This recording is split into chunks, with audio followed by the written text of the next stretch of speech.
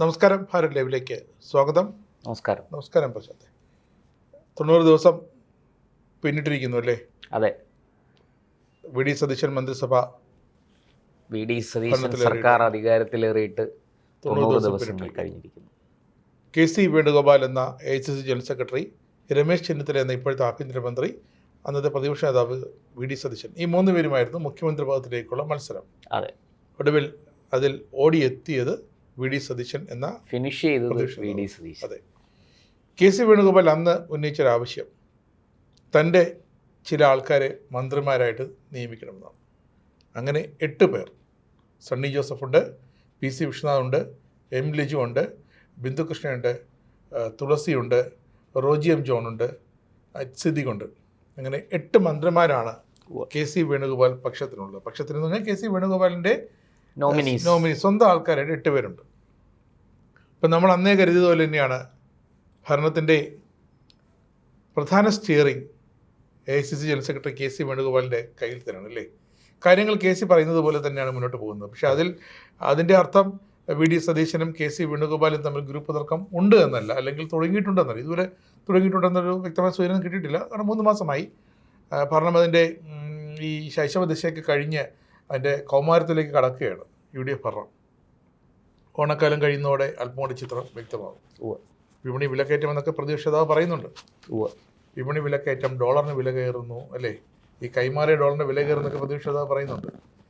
എന്തായാലും ഈ ഒരു അവസ്ഥയിൽ കൂടുതൽ കരുത്തനാകുകയാണോ കെ സി വേണുഗോപാൽ കേരള രാഷ്ട്രീയത്തിൽ, UDF ഭരണത്തിൽ? വളരെ രസകരമാണ് ഇത്. നമ്മൾ വിശകലനം ചെയ്യുമ്പോൾ ഈ ഗ്രൂപ്പില്ലാത്ത കോൺഗ്രസ് എന്ന് പറയുന്നത് ഉപ്പില്ലാത്ത കഞ്ഞി പോലെയാണെന്ന് പണ്ടൊരു രാഷ്ട്രീയ നേതാവ് പറഞ്ഞതാണ്. എനിക്ക് തോന്നുന്നത് അത് നമ്മുടെ ഈ രാജ്മോഹൻ ഉണ്ണിത്താൻ MP പോലെയുള്ളവർ പല ചർച്ചകളിലും ആവർത്തിച്ചിട്ടുണ്ട്. ഇപ്പോൾ കോൺഗ്രസിൽ ഗ്രൂപ്പ് എന്ന് പറയുന്നത് ഒരു യാഥാർത്ഥ്യമാണ്. അത് നേതാക്കൾ അംഗീകരിച്ചതാണ്. കെ മുരളീധരനും മറ്റുമൊക്കെ പലപ്പോഴും അത് പറഞ്ഞിട്ടുമുണ്ട്. അപ്പോൾ പണ്ടത് A ഗ്രൂപ്പ്, I ഗ്രൂപ്പ്, അതൊക്കെ പേരുകൾ മാറി പുതിയ രൂപത്തിലായി എന്നേ. പക്ഷേ ഈ I ഗ്രൂപ്പ് എന്ന് പറഞ്ഞാൽ ഇന്ദിരാഗാന്ധിയാണ് അല്ലേ? ഇന്ദിരാ കോൺഗ്രസ്. ശരിക്കും പറഞ്ഞാൽ ദേശീയ തലത്തിലും ഇത് ഇന്ദിരാ കോൺഗ്രസ് ആയിരുന്നു. യഥാർത്ഥ കോൺഗ്രസ് ഇതല്ല. അത് എത്ര ഏവോ ഹ്യൂമിന്റെ പടം ഏതെങ്കിലും ഒരു കോൺഗ്രസ് ഓഫീസിൽ കണ്ടിട്ടില്ല? ഇല്ല, വയ്ക്കില്ല. ഇല്ല, കാരണം അദ്ദേഹമാണ് സ്ഥാപക നേതാവ്. പക്ഷെ അത് ഏവോ ഹ്യൂമിന്റെ കോൺഗ്രസ് അല്ല പിന്നീട് വന്ന ഈ നെഹ്റുവിന് ശേഷം, നെഹ്റുവിൻ്റെയൊക്കെ കാലം വരെ അതായിരുന്നു. നെഹ്റു, ലാൽ ബഹദൂർ കഴിഞ്ഞിട്ട് ഇന്ദിരാഗാന്ധി വന്ന്, പിന്നീട് ഇന്ദിരാഗാന്ധി ഇതിനകത്ത് വിഷയങ്ങളായപ്പോൾ ഇന്ദിരാഗാന്ധി ഒരു കോൺഗ്രസിനെ കോൺഗ്രസ് ആയി. അതിന്റെ പിൻതലമുറക്കാരാണ് രാജീവ് ഗാന്ധി, സോണിയാഗാന്ധി, രാഹുൽ ഗാന്ധി, പ്രിയങ്ക ഗാന്ധി, പിന്നെ ഇങ്ങോട്ട് മറ്റ് സംസ്ഥാനങ്ങളിലെല്ലാം ഉള്ള. അതെ. അപ്പോൾ ഇവിടെ ശരിക്കും സംഭവിച്ചിരിക്കുന്നത് എന്താണെന്ന് വെച്ചാൽ, നമ്മൾ ഈ പിന്നെ വി ഡി സതീശനെ മുഖ്യമന്ത്രിയായിട്ട് നിശ്ചയിച്ച് കഴിഞ്ഞപ്പോൾ തന്നെ എല്ലാവരും പറഞ്ഞു ഇനിയിപ്പോൾ കാണാം, അംഗം തുടങ്ങുകയാണ് എന്നൊക്കെ പറഞ്ഞു. പക്ഷെ നമ്മൾ അന്ന് തന്നെ പറഞ്ഞിരുന്നു അങ്ങനെയൊന്നും അല്ല. ഇത് വരുന്ന ഒരു 1.5 വർഷത്തേക്ക് കെ സി വേണുഗോപാലോ രമേശ് ചെന്നിത്തലയോ ഒന്നും വലിയ പ്രശ്നങ്ങളൊന്നും ഉണ്ടാക്കില്ല. അവർ മിണ്ടാതെ ഒരു സൈഡ് വാരം ചേർന്ന് അഡ്ജസ്റ്റ് ചെയ്തങ്ങ് പോകും. ഫിനിഷിംഗ് പോയിന്റ് എത്തുമ്പോഴാണ് ഓട്ടത്തിൻ്റെ സ്പീഡ് വരുന്നു. അത് സത്യത്തിൽ ഇത് ഈ ഞാൻ പറഞ്ഞില്ലേ, കോൺഗ്രസ്സിലെ ഈ ഗ്രൂപ്പിസം വിശകലനം ചെയ്യുക എന്ന് പറഞ്ഞാൽ വളരെ രസകരമാണ്.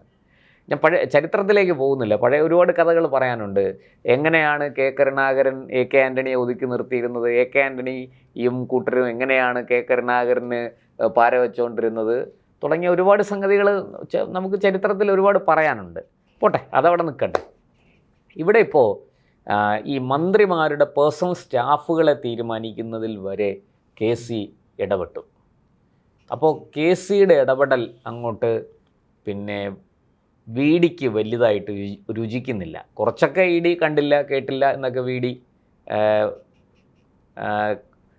അവഗണിച്ചു, കുറച്ചൊക്കെ എതിർത്ത് നോക്കി, ഇങ്ങനെയൊക്കെ ചെയ്തു. പക്ഷേ മന്ത്രി ബിന്ദു കൃഷ്ണയുടെ പേഴ്സണൽ സെക്രട്ടറി ആയിട്ട് ശരത്ചന്ദ്രനെ നിയമിക്കുന്ന കാര്യം വന്നപ്പോൾ വി ഡി എതിർത്തു.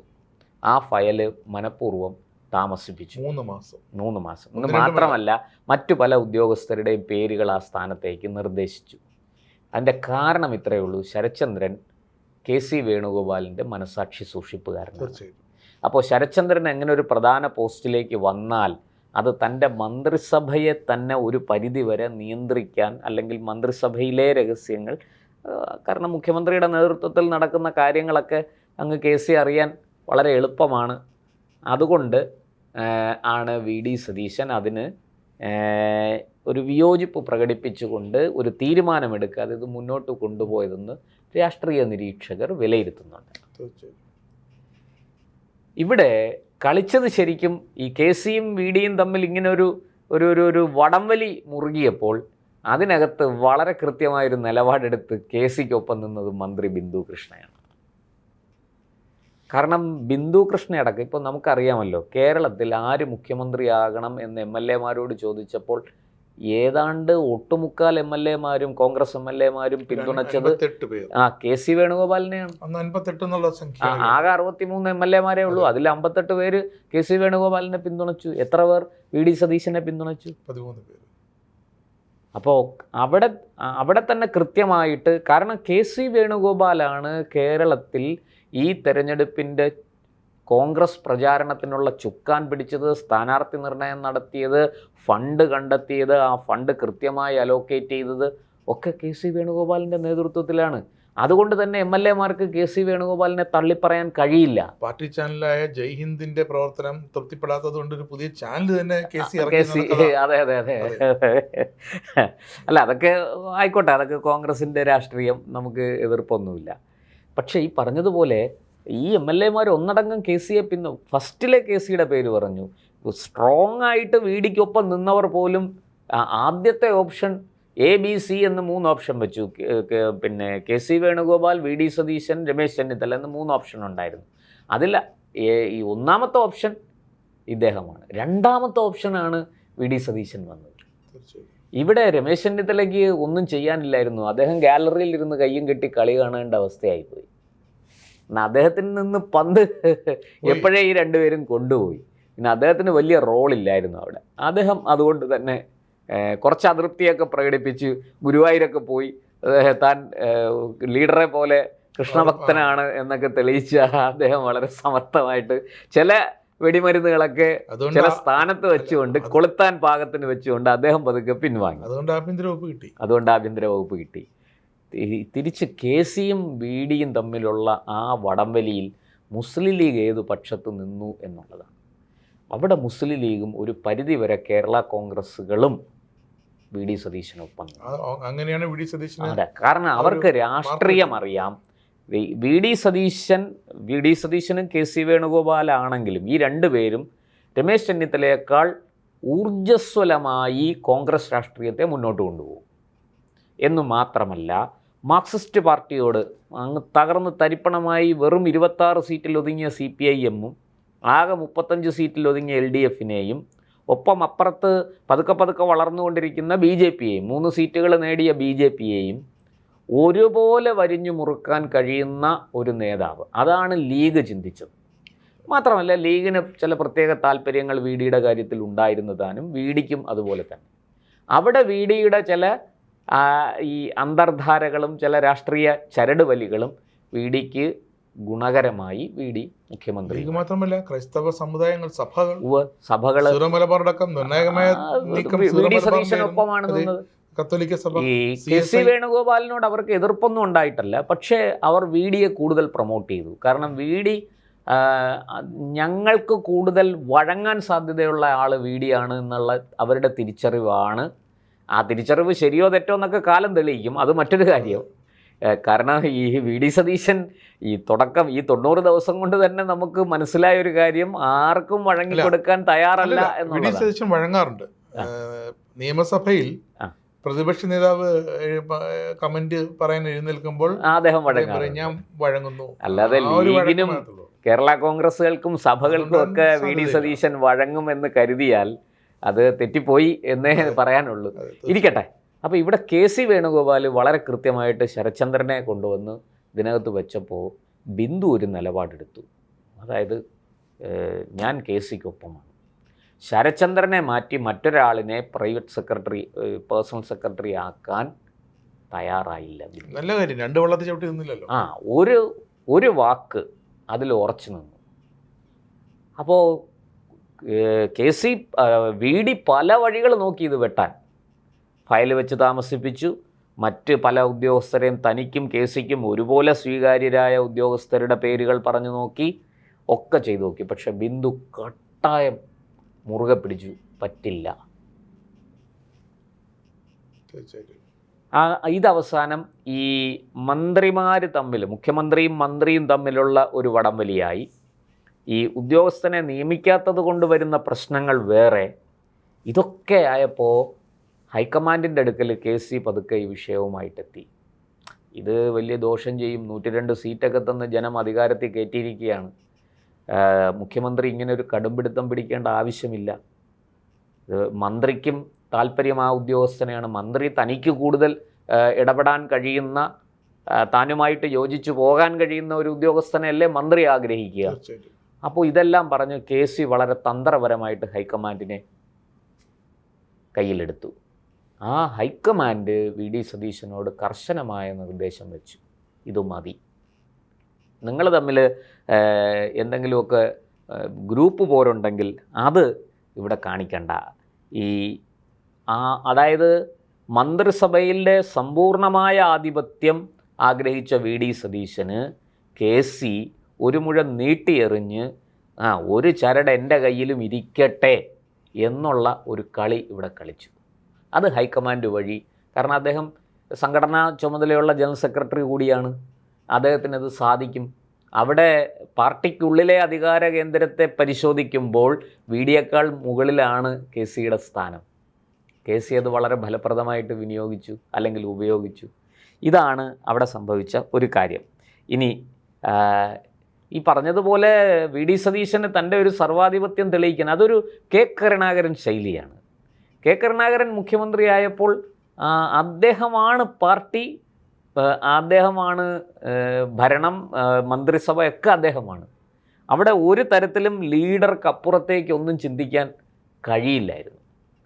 നമുക്കറിയാം, അതൊക്കെ പലപ്പോഴും പല കാര്യങ്ങളിലും ധനമന്ത്രിയായിരുന്ന ഉമ്മൻചാണ്ടിയെ വെട്ടി അദ്ദേഹം എടുത്ത പല തീരുമാനങ്ങളും, അദ്ദേഹം ചികിത്സയ്ക്ക് പോയപ്പോൾ പിന്നെ നേരത്തെയുള്ള തീരുമാനമനുസരിച്ച് ഉമ്മൻചാണ്ടിക്കാണ് ചുമതല കൊടുക്കേണ്ടത്. പക്ഷേ ഉമ്മൻചാണ്ടിയെ വെട്ടിയിട്ട് അദ്ദേഹം CV പത്മരാജന് ചുമതല കൊടുത്തത് 91-95 കാലത്തെ ആ സംഭവങ്ങളൊക്കെ ഓർക്കുന്നുണ്ടാവുമല്ലോ. അപ്പോൾ അവിടെ ലീഡർ കളിച്ചിരുന്ന കളി ശരിക്കും കളിക്കാൻ നോക്കി VD സതീശൻ. പക്ഷെ ഒരു കുഴപ്പം പറ്റി. കാരണം KCയും അതേ കളരിയിലാണ് പഠിച്ചത്. KC AK ആൻ്റണിയുടെയോ ഉമ്മൻചാണ്ടിയുടെയോ കളരിയിൽ പഠിച്ചിട്ട് വന്ന ആളാണെങ്കിൽ ആളായിരുന്നുവെങ്കിൽ ഒരു പക്ഷേ VDക്ക് വെട്ടാൻ പറ്റിയേനെ. പക്ഷേ ഇവിടെ VDക്ക് വെട്ടാൻ പറ്റിയില്ല. കാരണം VDയും KCയും ഒരേ കളരിയിൽ നിന്നാണ് പഠിച്ചിരിക്കുന്നത്. രണ്ടുപേർക്കും കൃത്യമായിട്ട് മർമ്മം അറിയാം. അപ്പോൾ VDയെ ഒതുക്കാനുള്ള ഏത് മർമ്മത്തിൽ പിടിക്കണമെന്ന് KCക്ക് നന്നായിട്ട് അറിയാം. KC അത് പിടിച്ചു. അത് പിടിക്കാൻ ഇന്നത്തെ നിലയ്ക്ക് VD സതീശന് കഴിയില്ല എന്നുള്ളതാണ് സത്യം. കാരണം അവിടെ ഹൈക്കമാൻഡിൽ ഏറ്റവും കൂടുതൽ സ്വാധീനം KCക്ക് തന്നെയാണ്. ഇനി ഇതുകൊണ്ട് കഴിഞ്ഞില്ല. ഈ ഫയല് ഒക്കെ നീട്ടിക്കൊണ്ടുപോയ കാര്യമൊക്കെ ഞാൻ പറഞ്ഞല്ലോ. ഇതെല്ലാം കഴിഞ്ഞിട്ട് ഇപ്പോൾ അദ്ദേഹം ഈ പറഞ്ഞതുപോലെ ഹൈക്കമാൻഡിനെ കാര്യങ്ങൾ ബോധ്യപ്പെടുത്തി ഹൈക്കമാൻഡിനെ കൊണ്ട് നിർദ്ദേശം വയ്പ്പിച്ചപ്പോൾ VD സതീശന് വഴങ്ങേണ്ടി വന്നു. നേരത്തെ പറഞ്ഞതുപോലെ മുഖ്യമന്ത്രിക്ക് മാത്രമല്ല KCക്കും ചിലപ്പോൾ വഴങ്ങേണ്ടി വരും. ഇനി വരുന്ന പ്രശ്നം എന്താണെന്നറിയാമോ? ഒരിടത്ത് നമ്മൾ വഴങ്ങി. VD സതീശൻ എന്തുകൊണ്ടാണ് ഈ 90 ദിവസം പിടിച്ചു നിന്നത്? കാരണം ഇവിടെ വഴങ്ങിയാൽ പിന്നെ വേറെ ഒരുപാട് സ്ഥലത്ത് വഴങ്ങേണ്ടി വരും. ഇനിയിപ്പോൾ യൂത്ത് കോൺഗ്രസ് പുനഃസംഘടന വരുന്നു, KSU വരുന്നു. ഇതെല്ലാം KC കൈപ്പിടിയിൽ ഒതുക്കുമെന്നുള്ളതിൻ്റെ കൃത്യമായ, വ്യക്തമായ, ശക്തമായ സന്ദേശമാണ് ഈ ഒരു സംഭവത്തിലൂടെ കൊടുക്കുന്നത്. വലിയൊരു നിയമനം കിടക്കുന്നു. വലിയൊരു പദവി നികത്താനുണ്ട്. KPCC അധ്യക്ഷ സ്ഥാനം. അതെ, അത് വരുന്നു. സണ്ണി ജോസഫ് പറയാ, എനിക്ക് മന്ത്രിയാകണ്ട, ഞാൻ തിരിച്ചു പൊയ്ക്കൊള്ളാം എന്തോ. അത് അതിനൊക്കെയുള്ള അപകടമാണ്. മറ്റേത് വൈദ്യുതി വകുപ്പ് മാത്രം നോക്കി സണ്ണി ജോസഫ് ഇവിടെ ഇരുന്നോളൂ. ഇത് അദ്ദേഹം തിരിച്ച് KPCC അധ്യക്ഷനായാൽ പണ്ട് K. സുധാകരന്റെ കാലത്തൊക്കെ ചെയ്തതുപോലെ ഭരണത്തിൽ മൊത്തത്തിലൊരു മേൽനോട്ടം വേണ്ടി വരും. അത് വലിയ വെല്ലുവിളിയാണ്. അതെ, എന്റെ മേൽനോട്ടം ഇല്ലേ, എന്ത് തീർച്ചയായിട്ടും KPCC പ്രസിഡന്റായിട്ട് വരുന്നത് KC വേണുഗോപാലിന്റെ നോമിനി ആയിരിക്കും. അതിലൊരു സംശയമില്ല. മുഖ്യമന്ത്രി വിടിയാണെങ്കിൽ മുഖ്യമന്ത്രി തീർച്ചയായിട്ടും അത് അദ്ദേഹം ഉന്നയിക്കാൻ പോകുന്ന ഒരു ആർഗ്യുമെന്റ് തന്നെ അതായിരിക്കും. ഞാൻ മാറി തന്നില്ലേ, മുഖ്യമന്ത്രി പദവിക്ക് ഞാൻ ബലം പിടിച്ചില്ലല്ലോ, അവിടെ ഞാൻ മാറി തന്നില്ലേ. ഇവിടെയാണ് രമേശ് ചെന്നിത്തല എന്ന ആഭ്യന്തരമന്ത്രിക്ക് പിഴച്ചുകൊണ്ടേയിരിക്കുന്നത്. അദ്ദേഹത്തിന്റെ ആൾക്കാരായിട്ട് അദ്ദേഹത്തിന് അധികം നേതാക്കളൊന്നുമില്ല. ചെറിയ യൂത്ത് കോൺഗ്രസ് ആളുകൾ മാത്രമേ. രമേശ് ചെന്നിത്തല ഈ രാഷ്ട്രീയത്തിൽ നിന്ന് വിരമിക്കാനുള്ളൊരു പോക്കിലേക്കാണ്. അദ്ദേഹത്തിന് ഈ 5 കൊല്ലം കഴിഞ്ഞാൽ പിന്നെ അദ്ദേഹം വീണ്ടും ഒരു തെരഞ്ഞെടുപ്പിൽ മത്സരിച്ച് ജയിച്ചു വരാനുള്ളപ്പോഴത്തേക്കും പ്രായവും അദ്ദേഹത്തിന് ഒരു പരിധി വരെയൊക്കെ ആകും. എങ്കിലും അതിനുള്ള സാധ്യതയൊക്കെ കുറവായിട്ടാണ് എനിക്ക് തോന്നുന്നത്. പക്ഷേ മത്സരിക്കാനൊരു അവസരം കിട്ടിയാൽ അദ്ദേഹം മത്സരിക്കും. അല്ല, അദ്ദേഹം ഇപ്പോൾ ഹരിപ്പാട് നിന്ന് മത്സരിച്ചാൽ അദ്ദേഹമേ ജയിക്കുള്ളൂ, വേറൊരാളും അവിടെ ജയിക്കില്ല, അത് തീർച്ചയാണ്. അത് കാരണം ഇപ്പോൾ ഹരിപ്പാട് ഒരു പുതിയ മെഡിക്കൽ കോളേജ് ഇവിടെ കൊണ്ടുവരാൻ പോകും. അപ്പോൾ അതൊക്കെ ഈ രമേശ് ചെന്നിത്തലയ്ക്ക് പാർലമെന്ററി പൊളിറ്റിക്സ് കളിക്കാനറിയാം. അതെ, വിമാനത്താവളം വരെ കൊണ്ടുവരും. പക്ഷേ ഒരു വിഷയം എന്താണെന്ന് വെച്ചാൽ അദ്ദേഹത്തിന് സ്വന്തം പാർട്ടിക്കകത്ത് രാഷ്ട്രീയം കളിക്കാൻ കഴിയുന്നില്ല. അണികൾ മാത്രമേ ഉള്ളൂ. അണികള് മീഡിയം അപ്പർ ക്ലാസ് നേതാക്കളില്ല. അല്ല, അദ്ദേഹത്തിന്റെ കൂടെ നിൽക്കാൻ കഴിയുന്ന ഒരു ഗ്രൂപ്പ് ഇല്ല അദ്ദേഹത്തിന്. താങ്കൾ പറഞ്ഞതുപോലെ കുറച്ച് നേതാക്കളും. കാരണം അദ്ദേഹം പ്രതിപക്ഷ നേതൃസ്ഥാനം കഴിഞ്ഞ തവണ അദ്ദേഹത്തിൽ നിന്നും പിടിച്ചു വാങ്ങിച്ച് വി.ഡി. സതീശന് കൊടുത്തപ്പോൾ തന്നെ അദ്ദേഹത്തിന്റെ പകുതി കാര്യം മനസ്സിലായി, പകുതി അദ്ദേഹത്തിന്റെ പോയി, ചോർന്നു പോയി, കരുത്ത് പ്രജ്ഞ എല്ലാം പോയി. പിന്നെ അദ്ദേഹം അല്ല, ഒരു കാര്യത്തിൽ സത്യമല്ലേ, രണ്ടാം പിണറായി സർക്കാർ വരാനുള്ള ഒരു കാരണം പ്രതിപക്ഷ നേതാവായിരുന്നപ്പോൾ നമ്മുടെ രമേശ് ചെന്നിത്തല സ്വീകരിച്ച ചില നയങ്ങളിലെ പാളിച്ചകൾ തന്നെയല്ലേ ഒരു കാരണം. കാരണം ഈ CAA വിരുദ്ധ സമരം എന്തിനാണ് ഇടതുപക്ഷത്തിനോടൊപ്പം പോയിരുന്ന് സമരം ചെയ്തത്? അതുകൊണ്ട് എന്ത് നേട്ടമുണ്ടായി? ആർക്കാണ് നേട്ടമുണ്ടായത്? പിണറായിക്കാണ് നേട്ടമുണ്ടായത്. കാരണം ഈ പറയുന്ന ന്യൂനപക്ഷങ്ങൾ മുഴുവനും ഇത് അങ്ങനെയാണല്ലോ, വലിയ വ്യാജ പ്രചാരണമായിരുന്നല്ലോ. മുസ്ലിം സമൂഹത്തെ മുഴുവനും ഇവിടുന്ന് അടിച്ചോടിക്കും, നിങ്ങളെല്ലാം 2ാം തരം പൗരന്മാരാക്കും എന്നൊക്കെ എന്തൊക്കെ നുണകളാണ് പിണറായിയുടെ നേതൃത്വത്തിൽ ഇടതുപക്ഷം പടച്ചു വിട്ടുകൊണ്ടിരുന്നത്. അതിന് ഓശാന പാടുകയായിരുന്നു രമേശ് ചെന്നിത്തല. മൊത്തത്തിൽ അല്ല, ഇത് ഈ രാഷ്ട്രീയത്തിൻ്റെ ഒപ്പം നിന്നാൽ ന്യൂനപക്ഷങ്ങൾ, മുസ്ലിങ്ങൾ അത് ലീഗിനൊപ്പം എപ്പോഴും നിൽക്കും, അതിൻ്റെ ഗുണം നമുക്ക് കിട്ടും എന്ന് അദ്ദേഹം തെറ്റിദ്ധരിച്ചു. അവിടെ സത്യത്തിൽ കേരളത്തിൽ കോൺഗ്രസിൻ്റെ പ്രധാന ശത്രു BJP അല്ല, CPM തന്നെയാണ് എന്ന് ഒരു സ്റ്റാൻഡ് എടുക്കാൻ രമേശ് ചെന്നിത്തലയ്ക്ക് അന്ന് പറ്റിയില്ല. അതേസമയം തൊട്ട് പിന്നാലെ വന്ന വി.ഡി. സതീശൻ അത് പറ്റി. അദ്ദേഹം BJPയെയും എതിർത്തു, CPMനെ എതിർത്തു. പക്ഷെ CPMനോടുള്ള എതിർപ്പ് ഒരു പടി കൂടുതലായിരുന്നു, ഒരു മുഴം കൂടുതലായിരുന്നു. അതാണ് വളരെ കൃത്യമായിട്ട് വി.ഡി. സതീശന് ഗുണം ചെയ്തത്. ഇരിക്കട്ടെ, ഇവിടെ കേരളത്തിൽ BJPയും ഇതേ പ്രതിസന്ധി അനുഭവിക്കുന്നുണ്ട്. BJPയുടെ പ്രധാന ശത്രു ആരാണ് എന്ന് ചോദിച്ചാൽ അവർ പറയും കോൺഗ്രസ് ആണെന്ന് പറയും. കോൺഗ്രസ് അല്ല, കേരളത്തിൽ BJPയുടെ പ്രധാന ശത്രു CPIM ആണ്. അത് തിരിച്ചറിയാൻ BJP നേതാക്കൾക്ക് ഇപ്പോഴും കഴിഞ്ഞിട്ടില്ല എന്നുള്ളിടത്താണ് BJPയുടെ പരാജയം. അതിരിക്കട്ടെ, അത് മറ്റൊരു വിഷയമാണ്. ഇനിയിപ്പോൾ KC വേണുഗോപാൽ ചെയ്യാൻ പോകുന്നത്, KPCC പ്രസിഡന്റ് അദ്ദേഹം പറയുന്ന ആൾ തന്നെ, അദ്ദേഹത്തിൻ്റെ നോമിനിയെ വരുള്ളൂ. അവിടെ ഒരു തർക്കത്തിന് വി.ഡി. സതീശനോ രമേശ് ചെന്നിത്തലയ്ക്കോ ഒന്നും യാതൊരു അവകാശവാദവും ഉന്നയിക്കാൻ കഴിയില്ല. അവരെ രണ്ടുപേരെയും KC വളരെ ഭംഗിയായിട്ട് നേരത്തെ ഒതുക്കി കഴിഞ്ഞു. ഇനിയിപ്പോൾ വരാൻ പോകുന്നത് യൂത്ത് കോൺഗ്രസ്, അതുപോലെ KSU, മഹിളാ കോൺഗ്രസ്, ഇങ്ങനെ പോഷക സംഘടനകൾ അടക്കമുണ്ടല്ലോ. ഇവിടെ എല്ലാം വളരെ കൃത്യമായിട്ട് KCയുടെ നോമിനികളെ വയ്ക്കും.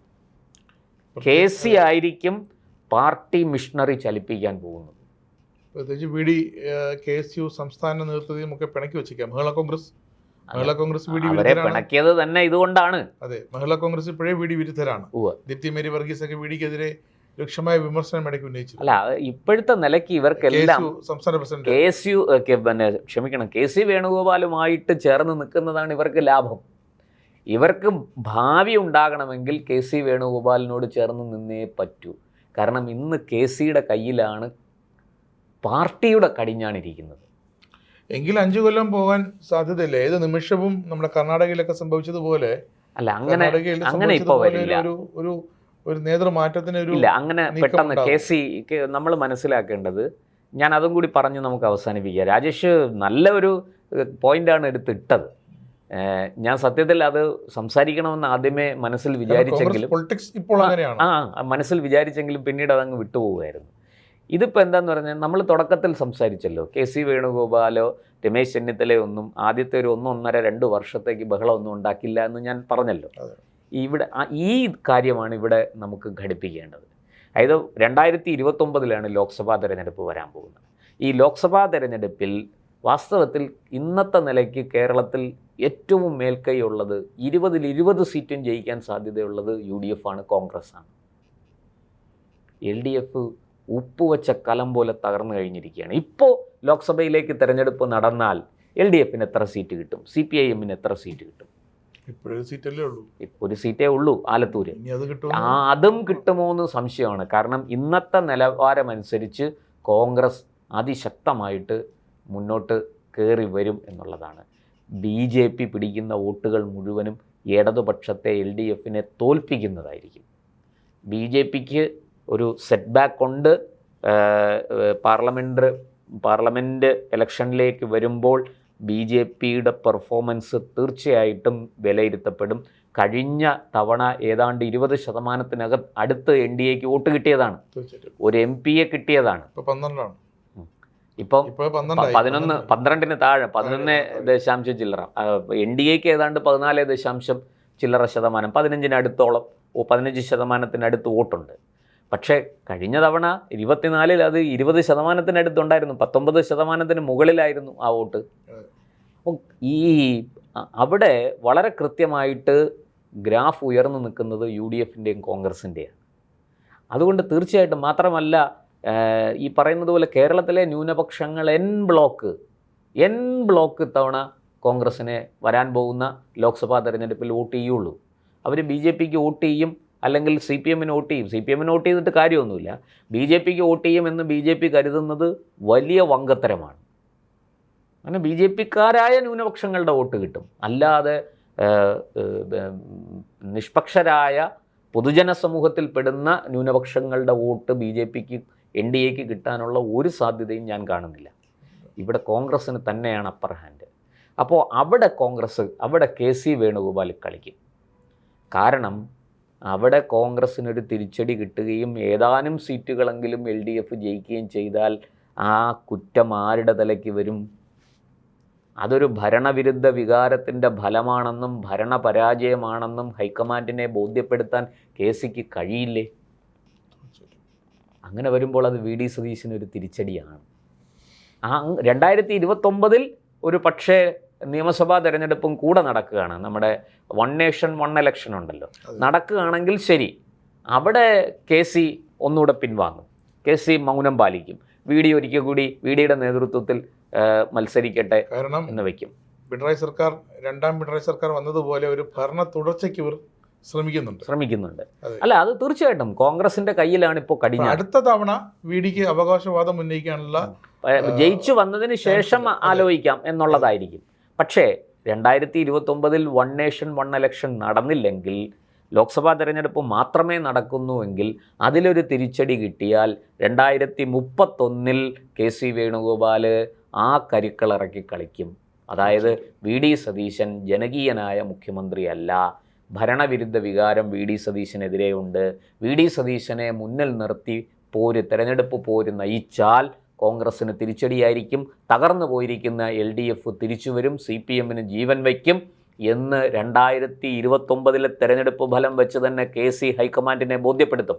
പക്ഷേ ഇതുവരെയുള്ള കാര്യങ്ങൾ മിഷൻ 2025 തദ്ദേശ തെരഞ്ഞെടുപ്പിലെ വിജയം മുൻനിർത്തി അത് KC ആണ്, VD സതീശനാണ് നയിച്ചത് മിഷൻ 2025. അത് അദ്ദേഹം ഫലപ്രദമായി വിജയിപ്പിച്ചെടുത്തു. തൊട്ടു പിന്നാലെയാണ് 4 മാസം കഴിഞ്ഞ് 4 മാസം കഴിഞ്ഞപ്പോഴേക്ക് കേരളത്തിലടക്കം നിയമസഭാ തെരഞ്ഞെടുപ്പ്. അതിലും അദ്ദേഹം വിജയിച്ചു. ടീം UDF 100+, അതായിരുന്നു അദ്ദേഹത്തിന്റെ മുദ്രാവാക്യം. അതുകൊണ്ട് ഇനി അങ്ങോട്ടുള്ള ഒരു 2029 ഇലക്ഷൻ, അതിപ്പോൾ ലോക്സഭാ ഇലക്ഷൻ മാത്രമാണെങ്കിലും ലോക്സഭയും നിയമസഭയും ചേർന്ന് വന്നാലും അവിടെയും VD സതീശൻ ഒരു മേൽക്കൈ നേടാൻ തന്നെയാണ് സാധ്യത. അത് തീർച്ചയായിട്ടും. ഇപ്പോൾ രാജേഷ് ജി പറഞ്ഞതുപോലെ ഞാൻ KC വേണുഗോപാലിൻ്റെ ഭാഗത്തുള്ള കാര്യങ്ങളാണ് പറഞ്ഞത്. VD സതീശൻ്റെ കാര്യങ്ങൾ പറയാതിരുന്നതല്ല, വി.ഡി. സതീശൻ ഇതിനെ എങ്ങനെ നേരിടും എന്നുള്ളതിനെക്കുറിച്ച് രാഷ്ട്രീയ വൃത്തങ്ങൾക്കിടയിൽ, രാഷ്ട്രീയ നിരീക്ഷകർക്കിടയിൽ ഒക്കെ ഒരു ആശ്ചര്യമുണ്ട്. അല്ലെങ്കിൽ അവർക്ക് കൃത്യമായിട്ട് വി.ഡി. സതീശൻ ഇതിനെ എങ്ങനെ നേരിടും എന്ന് സത്യത്തിൽ അറിയില്ല. വി.ഡിക്ക് ഇത് എങ്ങനെ നേരിടണമെന്ന് അറിയാം. അതെ, പക്ഷെ മന്ത്രിസഭയിലെ രണ്ടാമനായ പി.കെ. കുഞ്ഞാലിക്കുട്ടി പോലും വളരെ സൈലന്റ് ആണ്. നമ്മൾ അന്നത്തെ വ്യവസായ മന്ത്രി പി. രാജീവുമായിട്ട് കമ്പയർ ചെയ്ത് നോക്കുമ്പോൾ രാജീവ് ഏറ്റവും മുകളിലാണ് ഇപ്പോഴും. രാജീവിന്റെ പെർഫോമൻസ്, പ്രവർത്തനങ്ങൾ, നിലപാടുകൾ, ഇടപെടലുകൾ. പക്ഷേ പി.കെ. കുഞ്ഞാലിക്കുട്ടി ഇത്രയും സീനിയർ ആയിട്ട് പോലും വ്യവസായ മന്ത്രി, IT വ്യവസായ മന്ത്രി, AI IT വ്യവസായമാണ്. അദ്ദേഹം ഇപ്പോഴും ഉണർന്നു തുടങ്ങിയിട്ടില്ല. അപ്പം അങ്ങനെയൊക്കെ വരുമ്പോൾ മറ്റു മന്ത്രിമാരല്ല, കുഞ്ഞാലിക്കുട്ടി സാഹിബ് മാത്രമല്ല, ഞാൻ ഈ പറഞ്ഞ KC പക്ഷത്തെ മന്ത്രിമാരടക്കം എല്ലാവരും ഒന്ന് രണ്ടു മൂന്ന് മന്ത്രിമാർ മാപ്പും പറഞ്ഞു അല്ലേ? അല്ല, അതിന്റെ കാരണം ഞാൻ പറയാം. ഈ ലീഗിന്റെ കാര്യം ഞാൻ പറയാം. ലീഗ് ഇതിനകത്ത് വളരെ വളരെ സൂക്ഷ്മതയോടെയാണ് ലീഗ് കാര്യങ്ങൾ ചെയ്യുന്നത്. കാരണം ഒരു കാരണവശാലും വി.ഡി. സതീശനെ വെറുപ്പിക്കാൻ പാടില്ല. KCയോട് അങ്ങനെ ലീഗിന് അടുക്കാൻ പറ്റില്ല. ഒക്കെ ചങ്ങാതിമാരാകാൻ ബുദ്ധിമുട്ടുണ്ട്. അതേസമയം വി.ഡി. സതീശനെ അങ്ങനെയല്ല. വി.ഡി. സതീശനെ ഒക്കെ ചങ്ങാതിയാക്കാൻ എളുപ്പമാണ്. അതുകൊണ്ടാണ് ലീഗ്, പക്ഷേ ലീഗിനറിയാം KCയെ പിണക്കിയാൽ അത് വലിയ അപകടമാണെന്നറിയാം. അതുകൊണ്ടാണ് ലീഗ് വലിയ വായ്ത്താരികളൊന്നുമില്ലാതെ ഒരു അഡ്ജസ്റ്റ്മെൻറ്റിൽ പൊയ്ക്കൊണ്ടിരിക്കുന്നത്. അത് ലീഗിൻ്റെ രാഷ്ട്രീയമാണ്. മാത്രമല്ല ലീഗിനകത്തും പല പ്രശ്നങ്ങളുണ്ട്, ഗ്രൂപ്പിസമുണ്ട്. അത് കുഞ്ഞാലിക്കുട്ടി സാഹിബിനെ പോലെയുള്ളവർ പ്രായാധിക്യം ഒരു ആരോപണവും ആക്ഷേപവും ഒക്കെ നേരിടുന്നുണ്ട്. ചെറുപ്പക്കാർക്ക് അവസരം കൊടുക്കണം എന്നുള്ള വലിയ ആവശ്യം ലീഗിനുള്ളിലുണ്ട്. അത് ലീഗിൻ്റെ രാഷ്ട്രീയമാണ്. നമുക്കത് ലീഗിനെ കുറിച്ച് പറയുമ്പോൾ ആ രാഷ്ട്രീയം നമുക്ക് ചർച്ച ചെയ്യാം. പക്ഷേ ഇവിടെ ലീഗ് വളരെ തന്ത്രപൂർവ്വം നിൽക്കും. കാരണം ഇവരിൽ ആരാണോ ബലവാൻ അവരുടെ കൂടെയാണ്. അതായിരിക്കും ലീഗിൻ്റെ രാഷ്ട്രീയം. പക്ഷെ അതിനപ്പുറത്തേക്ക് വി.ഡി. ഇതിനെ എങ്ങനെ നേരിടും, എന്തൊക്കെ ആയുധങ്ങൾ, ബ്രഹ്മാസ്ത്രം ഉൾപ്പെടെ എന്തൊക്കെ വി.ഡിയുടെ ആവനാഴിയിൽ ഉണ്ട് എന്നുള്ളത് സത്യത്തിൽ രാഷ്ട്രീയ നിരീക്ഷകർക്ക് പോലും അറിയില്ല, അജ്ഞാതമാണ്. അപ്പോൾ അവിടെ അതുകൊണ്ട് തന്നെ KC വേണുഗോപാലിനും അറിയാം വി.ഡി. നിസ്സാരക്കാരനല്ല, വളരെ സൂക്ഷിച്ചു വേണം വി.ഡിയെ കൈകാര്യം ചെയ്യാൻ എന്ന് KC വേണുഗോപാലിനും നന്നായിട്ട് അറിയാം. വി.ഡി. ആകട്ടെ തരവും തഞ്ചവും നോക്കി തന്ത്രങ്ങൾ ആവിഷ്കരിച്ച് കോൺഗ്രസിന് ഉള്ളിലെ ഇപ്പോഴത്തെ ഈ പുതിയ ഗ്രൂപ്പ് രാഷ്ട്രീയത്തെ കൈകാര്യം ചെയ്യും എന്ന് തന്നെയാണ് എൻ്റെയും വിലയിരുത്തൽ. പക്ഷെ അത് എങ്ങനെ ചെയ്യുമെന്ന് നമുക്കൊരു ഇപ്പോൾ KC വേണുഗോപാലിൻ്റെ കാര്യത്തിൽ പറഞ്ഞതുപോലെ നമുക്ക് പറയാൻ നമ്മുടെ കയ്യിൽ സാധനങ്ങളില്ല. നേരെ മറിച്ച് മുഖ്യമന്ത്രി എന്നുള്ള നിലയ്ക്ക് അദ്ദേഹം കൃത്യമായി പെർഫോം ചെയ്തുകൊണ്ട് ഈ ആക്ഷേപങ്ങളെ, ആരോപണങ്ങളെയൊക്കെ നേരിടും. ഈ പാർട്ടിക്കുള്ളിൽ നിന്ന് വരുന്ന ഈ ടോർപിഡോകളെ, അതിനെ സമർത്ഥമായിട്ട് ഭരണം കൊണ്ട് തന്നെ നേരിട്ട് അതിനെ തകർക്കാനായിരിക്കും വി.ഡി. സതീശൻ ശ്രമിക്കുക. എന്തായാലും കോൺഗ്രസ് അതിൻ്റെ ആ പരമ്പരാഗത ശൈലിയിൽ ഗ്രൂപ്പ് പോര്, ഗ്രൂപ്പ് രാഷ്ട്രീയം ഒക്കെ പൊടിതട്ടി എടുത്തിരിക്കുന്നു. കഴിഞ്ഞ 10 വർഷം ഭരണത്തിൽ ഇല്ലാതിരുന്നത് കൊണ്ട് മാത്രം ആണ് ഈ ഗ്രൂപ്പ് രാഷ്ട്രീയത്തിന് വലിയ മൂർച്ചയില്ലാതെ പോയത്. പക്ഷേ അതിന് പതുക്കെ മൂർച്ച വരുന്ന ഒരു കാഴ്ച, അതിനൊരു ഈ പറയുന്നത് പോലെ ഇങ്ങനെ 2 വശങ്ങളിലായിട്ട്, 2 ധ്രുവങ്ങളിലായിട്ട് കോൺഗ്രസ് രാഷ്ട്രീയം ഉരുണ്ടുകൂടുന്ന കാഴ്ച കേരളത്തിൽ കണ്ടുകൊണ്ടിരിക്കുകയാണ്. നമുക്ക് കൂടുതൽ വിവരങ്ങളും വിശകലനങ്ങളുമായിട്ട് പിന്നാലെ വരാം. നന്ദി, നമസ്കാരം.